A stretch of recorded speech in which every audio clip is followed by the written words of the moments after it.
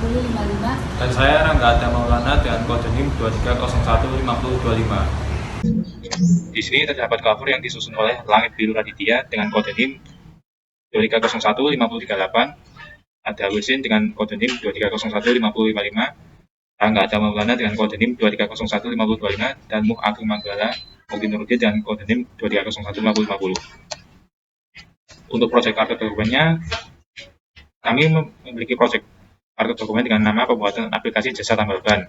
Company-nya sky.corp.id. Fokus areanya adalah aplikasi tambal ban. Produk kami berupa aplikasi.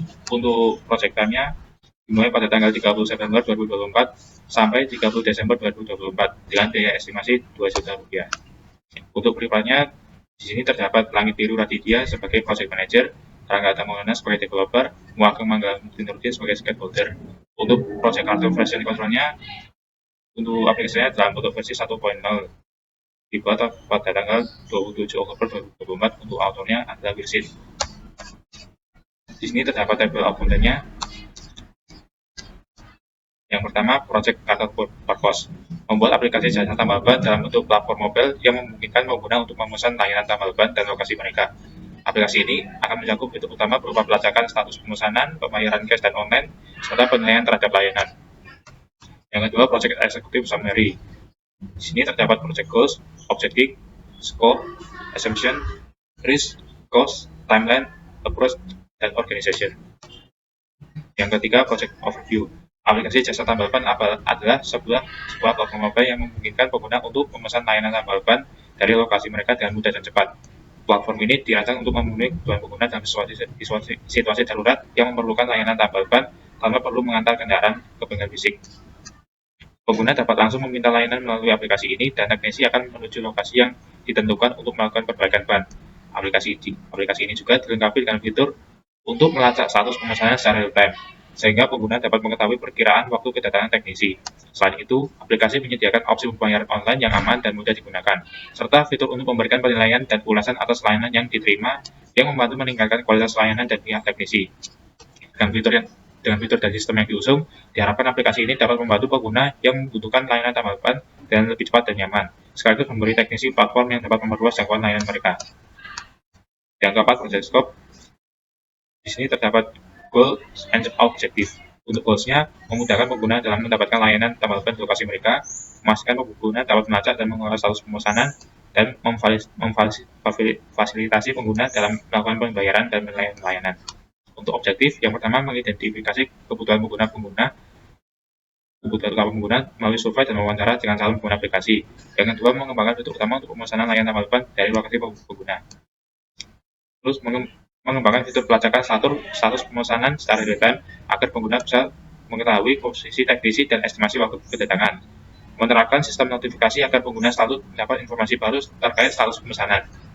Terus ini menyediakan metode pembayaran online yang aman dan efisien melalui aplikasi. Mengembangkan fitur rating dan ulasan untuk pengguna memberikan feedback terhadap layanan yang diterima. 4.2 Departmental Statements of Work. Departmental shall interview kebutuhan stakeholder, owner prime, project manager, stakeholder, yang dimana melakukan wawancara untuk mendapatkan kebutuhan utama dari pengguna. Diskusi fitur-fitur aplikasi yang diperlukan, owner prime, web developer, stakeholder, yang dimana tim web developer dan stakeholder mendiskusikan dan membuat requirement. Desain antarmuka aplikasi sesuai dengan kebutuhan, owner prime, web designer, stakeholder, yang dimana web designer dan stakeholder berdiskusi untuk menentukan desain yang sesuai dengan kebutuhan pengguna. Deskripsi hasil kerja, spesifikasi kebutuhan, kode sumber, rencana uji. Stakeholder tim proyek, yang dimana tim proyek menyusun dokumentasi spesifikasi kebutuhan. Estimasi usaha dan waktu untuk setiap produk, yang dimana project manager menentukan moderator dan tim estimasi 4 orang. Testing aplikasi atau tester yang melakukan pengujian terhadap aplikasi.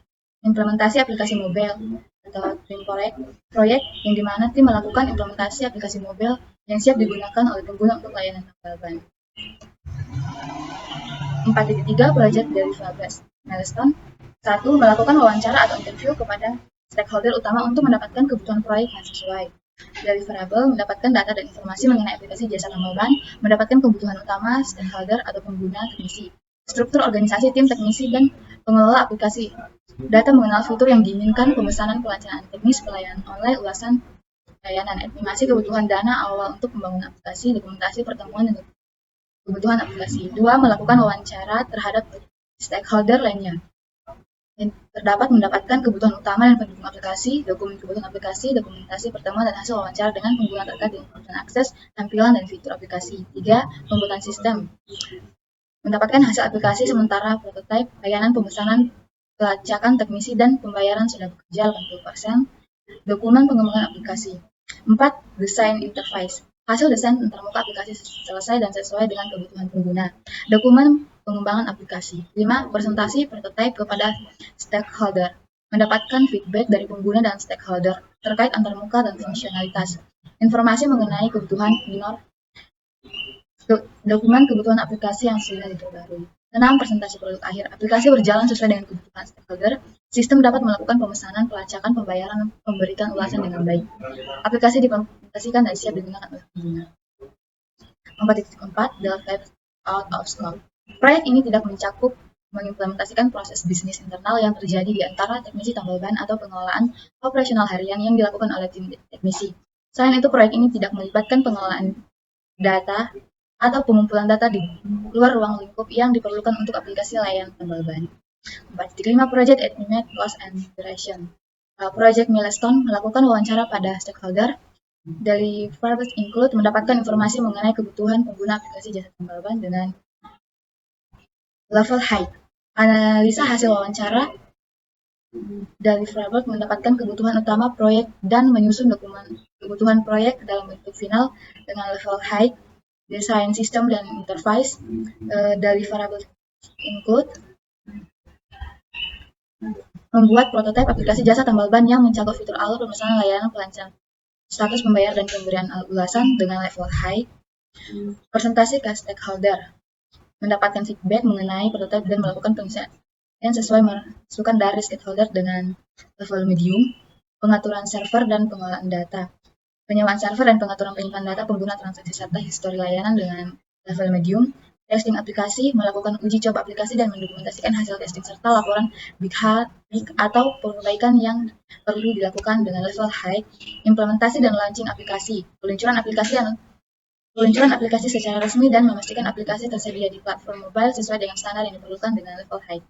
Selanjutnya yaitu project issue, yang dimana pertama isu satu anggota tim mengalami musibah dengan prioritas low dan owner project manager. Deskripsi kemungkinan terjadi hal yang tidak diharapkan yang menimpa anggota tim seperti sakit atau insiden lainnya.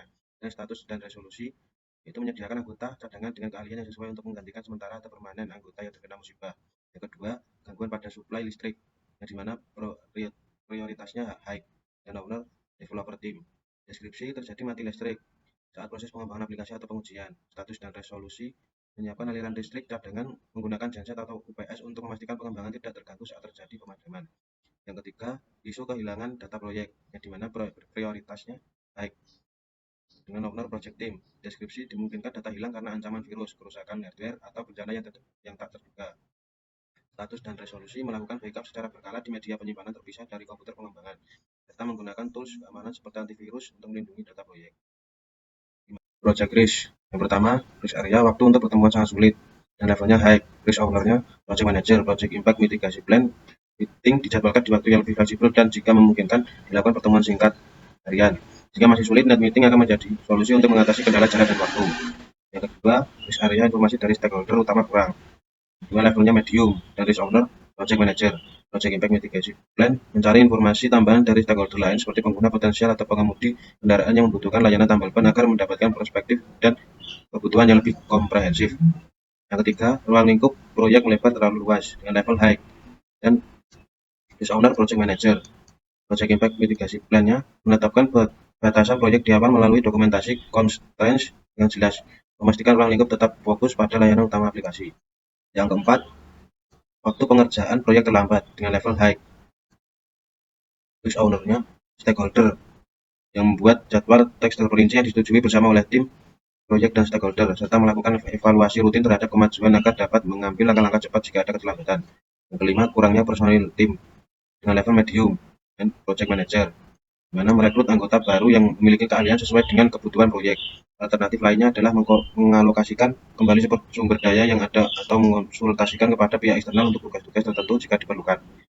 Yang keenam, masalah teknis atau bug pada aplikasi. Levelnya high developer tester, di mana mengadakan pengujian secara rutin menggunakan tools debugging serta melakukan uji coba beta untuk memastikan aplikasi berfungsi dengan baik dan bebas dari bug sebelum peluncuran.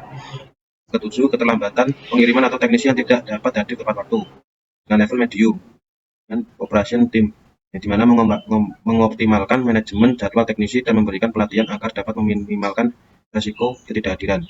Menerapkan sistem cadangan teknisi yang siap untuk menggantikan jika ada masalah. Project constraints. Batasan dari proyek yang dikerjakan adalah sebagai berikut. Pertama, proyek ini hanya fokus pada pengembangan aplikasi mobile yang menyediakan layanan pemesanan tambal ban, bukan pengembangan platform lain di luar aplikasi mobile. Yang kedua, fitur-fitur yang akan diterapkan pada aplikasi sesuai dengan permintaan dan persetujuan stakeholder yang telah disepakati sebelumnya, seperti pemesanan layanan, pelacakan status, pembayaran online, dan rating layanan. Yang ketiga, proyek harus diselesaikan sesuai dengan anggaran yang telah ditentukan.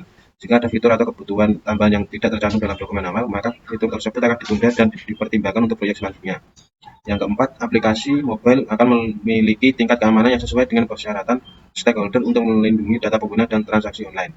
Dan yang terakhir, aplikasi ini hanya akan melayani layanan tambal ban dan tidak mencakup pengembangan layanan kendaraan lainnya. Nah, project struktur PROAK, di mana proses ini mencakup beberapa langkah penting. Yang pertama, wawancara dan analisis kebutuhan. Wawancara intensif dengan stakeholder seperti pengguna akhir, pemilik kendaraan, dan teknisi untuk memahami kebutuhan mereka terkait aplikasi. Hasil wawancara ini akan digunakan untuk merancang fitur-fitur utama dalam aplikasi. Yang kedua, penyusunan dokumen kebutuhan. Setelah wawancara dilakukan, informasi yang diperoleh akan disusun dalam dokumen kebutuhan. Dokumen ini akan menjadi dasar bagi pengembangan aplikasi dan memastikan bahwa fitur yang dikembangkan sesuai dengan ekspektasi stakeholder. Yang ketiga, desain sistem. Desain antarmuka aplikasi mobile dan arsitektur back-end yang akan dikembangkan berdasarkan dokumen kebutuhan yang telah disusun. Desain ini akan mempertimbangkan kemudahan penggunaan dan keamanan data pengguna. Yang keempat, pengembangan dan pengujian. Tim pengembang akan bekerja secara iteratif, membangun aplikasi dalam siklus pendek dan mengujinya secara berkala untuk mengidentifikasi dan memperbaiki bug serta memastikan fungsionalitas aplikasi sesuai dengan yang diinginkan. Kelima, feedback dari stakeholder. Setelah tahap pengembangan awal, aplikasi akan dipresentasikan kepada stakeholder untuk mendapatkan masukan dan perbaikan lebih lanjut. 6. Implementasi dan peluncuran. Setelah aplikasi selesai dan diuji, aplikasi akan diluncurkan untuk digunakan oleh pengguna. Proses peluncuran akan disertai dengan pelatihan dan dokumentasi untuk pengguna dan teknisi. 7. Project Team Organization Plans. Yang pertama, kita ada project manager yang dipegang oleh Langit Biru Raditya yang akan melakukan interview terhadap stakeholder proyek, membagikan tugas kepada tim, mengontrol pelaksanaan proyek, bertanggung jawab atas berjalannya proyek, dan mengelola anggaran. Yang kedua, ada mobile developer yang dipegang oleh Rangga yang akan mengembangkan aplikasi mobile termasuk fitur, pemesanan, pelacakan status, pembayaran online, dan sistem rating. Yang ketiga, ada UI UX designer yang dipegang oleh Bersin yang akan mendesain antarmuka aplikasi mobile yang ramah pengguna dan sesuai dengan preferensi pengguna akhir. Yang keempat, ada sistem analisis yang dipegang oleh Ageng yang akan melakukan analisa terhadap kebutuhan sistem, merancang alur dan fungsionalitas aplikasi agar memenuhi kebutuhan pengguna. 8. Functional requirement. Yang pertama, ada pendaftaran pengguna, yaitu pengguna dapat mendaftar untuk membuat akun menggunakan email dan kata sandi. Yang kedua, ada login pengguna, yaitu pengguna dapat masuk ke akun menggunakan email dan kata sandi. Yang ketiga, ada pemesanan layanan, yaitu pengguna dapat memesan layanan tambal ban dengan memilih lokasi dan jenis layanan. Yang keempat, ada pelacakan status pemesanan, di mana pengguna dapat melacak status pemesanan secara real-time melalui peta. Yang kelima, ada pembayaran online, di mana pengguna dapat melakukan pembayaran secara online melalui berbagai metode seperti QRIS dan GoPay. Yang keenam, ada umpan balik dan rating, di mana pengguna dapat memberikan rating dan ulasan setelah layanan selesai. Yang ketujuh, ada fitur notifikasi, yaitu sistem yang akan mengirimkan notifikasi kepada pengguna tentang status pemesanan. Yang kedelapan, ada riwayat pemesanan, yaitu pengguna dapat melihat riwayat pemesanan sebelumnya. Yang kesembilan, ada manajemen bengkel, di mana pemilik bengkel dapat mendaftarkan bengkel dan mengelola jadwal layanan.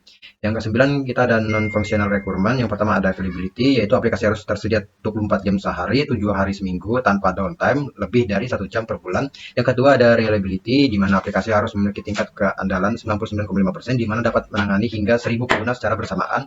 Yang ketiga, ada ergonomi, di mana antarmuka pengguna harus intuitif dan mudah mudah digunakan dengan petunjuk yang jelas di setiap layar. Yang keempat adalah portability, di mana aplikasi harus dapat dijalankan di berbagai perangkat seperti smartphone dan tablet dengan sistem operasi iOS dan Android. Yang kelima ada memori, di mana aplikasi tidak boleh lebih dari 200 MB ketika digunakan. Yang keenam ada response time, yaitu aplikasi harus menampilkan hasil pemesanan dalam waktu maksimal 3 detik setelah pengguna menekan tombol konfirmasi. Yang ketujuh ada safety, di sini kita belum mengisinya. Dan kedelapan adalah security, di mana data pengguna harus dilindungi secara enkripsi dan aplikasi harus memiliki autentifikasi 2 faktor. Yang ke-9 ada bahasa komunikasi, di mana semua tanya jawab dan antarmuka pengguna harus dalam bahasa Indonesia. Yang ke-10 ada branding, di setiap layar aplikasi harus mengandung logo PT Pos Indonesia. Yang ke-10 ada approval, di mana perbaikannya adalah Langit Biru Raditya, Wirsin, Rangga Maulana, dan Mohageng Manggala M, yang akan di-approve oleh Ibu Nila Febi Puspitasari.